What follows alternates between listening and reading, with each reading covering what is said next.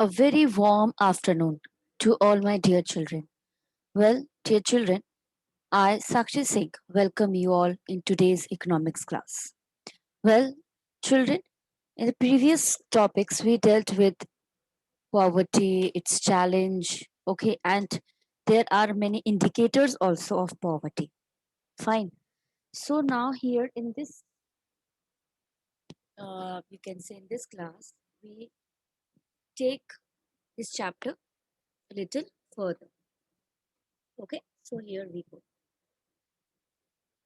So you all know that there are certain indicators which we dealt in the last class, like illiteracy, unemployment, poor health, child labor, poor sanitation facilities, helplessness, and landlessness. Now the question is that how social scientists in poverty means poverty as seen by social scientists. Who are social scientists? Social scientists are those who study about the society and an individual relationship.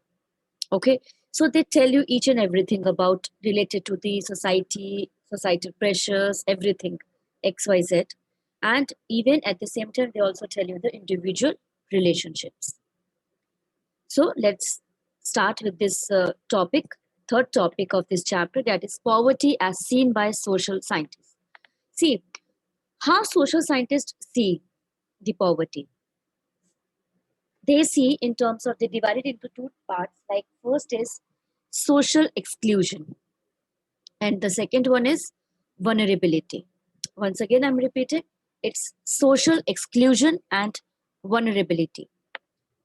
Now see, social exclusion, like the name itself says many things. Okay, like you can say it's exclusion from the prevailing social system and its rights and privileges. Typically, you can say it's as a result of poverty, or you can say the fact of belonging to a minority social group. Excluded from all the benefits of the society means there are certain categories of people who are poor, who are suffering from poverty.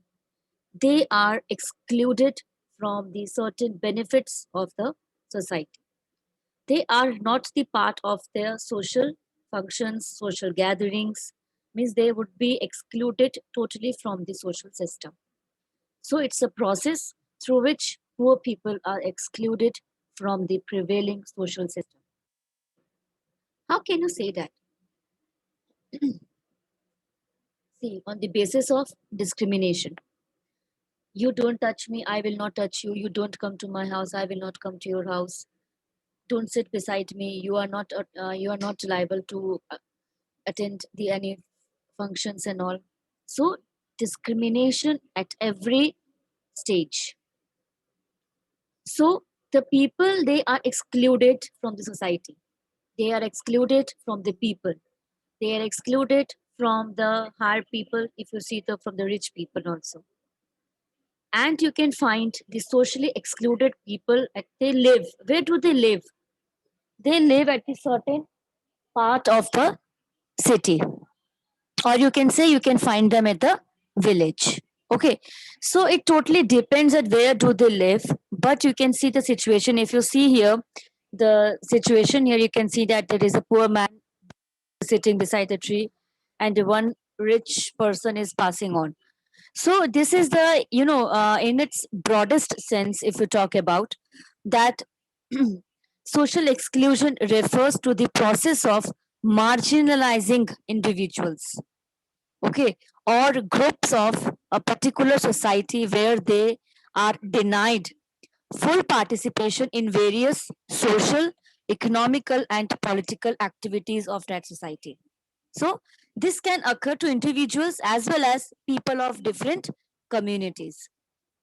So, in the modern, you can say, if you talk about the modern world, like you can say that the people are socially excluded because of their maybe skin color, religion, ethnicity, disability, etc. Okay. So these are few categories. Now the biggest category, if you think and if you see, that is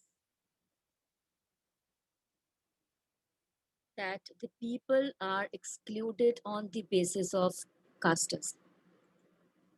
Like Brahmins, Kshatriyas, Vaishyas, and Shudras, there are there. So casteism is the biggest discrimination in our society. So you can say that social exclusion can be cause and it can be effect, both. Okay. So just let's take an example. You can say that in areas or in certain town, you find you experience a discrimination in terms of employment also, in terms of economic condition also. So this is a form of social exclusion based on the economic basis. Similar practices operate for disabled individuals as well. So it's there in our society and it's discriminated at each and every step. Okay.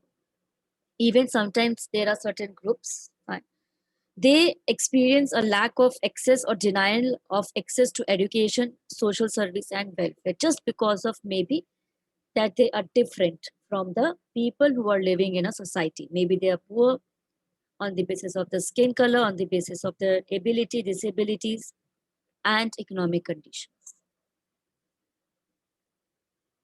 Now, the second is that is vulnerability. Now, see what is vulnerability. Just imagine that for a common people, if there is an earthquake, okay, if there is an earthquake and your house, it's your house gets demolished, what will you do? Once again, I'm repeating. Suppose there is a earthquake, okay, and your house gets demolished. What will you do? You will take a loan or you will use your savings, isn't it? And you can again build, if not that large house, but at least a small house where you can manage at least to live in. Think about poor people. They do not have any savings, neither they take any loan. On what basis they will take loan? Neither they have any savings nor they have any property that on that against that property or against that savings they can take loan. So what would be the condition for that? That's why. So the vulnerability means it's an inability to withstand the effects of a hostile environment. In its broadest sense, if we talk about vulnerability, you can say that it refers to being exposed to harm or attack. It is a situation where a person is unable to protect himself, whatever the condition would be. It's natural calamity, you can say the flood, earthquake, whatever, theft, you can say. So there are different types to it, such as social, cognitive, and military vulnerability. So of the three, we will be focusing on mainly social vulnerability. So see, social vulnerability means you can say that it's the inability of an individual to oppose negative situations or impact. Means they cannot withstand, they cannot manage that negative situation. The negative situation means if there is an earthquake and if in flood. So the people who are having savings and they take loans and they can manage, but about the poor, how would they manage? Because there are certain find that natural calamities and exclusion. So in this sense, you can say that the relationship between social exclusion and vulnerability is that social exclusion is a condition which creates vulnerability in people. Okay, and yes, and it's fact, it's a bitter fact, you can say. How? Like you can say, like I can just take the example of flood. Okay, suppose there is a flood, severe flood in Varanasi only, and the people who are living beside or nearby that area, Ganges, they would be affected most. And out of those people, suppose who are having savings and who are having means like they are well to do, take loans, okay, to build again their house. What about poor? So the means is that conclusion is that vulnerability, it means that whenever we have such situations the which part of the category, which part of the population would be affected the most.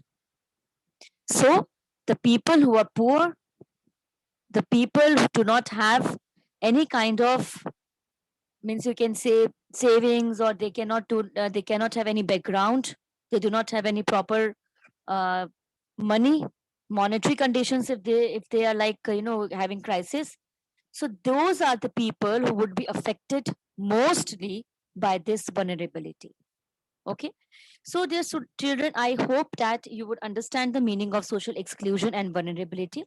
I would suggest that you just go through your NCRT portion. Okay. NCRT, and as soon I would share the notes on this, based on this chapter, just after completing 3 to 4 more topics. Okay.